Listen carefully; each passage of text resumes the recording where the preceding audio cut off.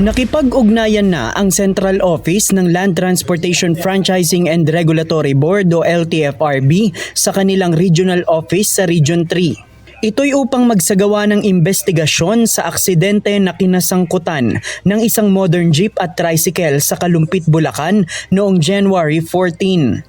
Ayon kay LTFRB Chairman Chofilo Guadis III, magsusumite ang LTFRB Region 3 ng investigation report sa loob ng 15 araw. Mag-i-issue naman ang LTFRB ng preventive suspension sa Carmex Transport Service Cooperative na siyang operator ng modern jeep na naaksidente. Nakapaloob sa preventive suspension na hindi pwedeng ipasada ang modern jeep na involved sa aksidente sa loob ng 30 araw habang nagsasagawa ng investigasyon. Batay sa ulat ng mga otoridad, sumalubong ang modern jeep sa tricycle at dahil sa lakas ng pagkakabangga, parehas silang nahulog sa tulay.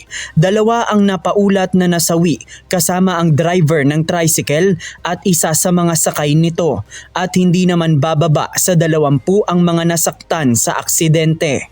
Paalala ng ahensya sa mga operator at driver na sundin ang mga umiiral na batas trapiko upang makaiwas sa aksidente.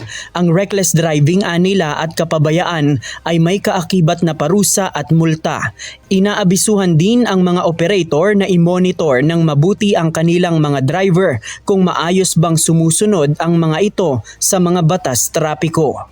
JP Nunez, UNTV, News and Rescue. Diyos ang aming sandigan, serbisyo publiko ang aming pinahahalagahan.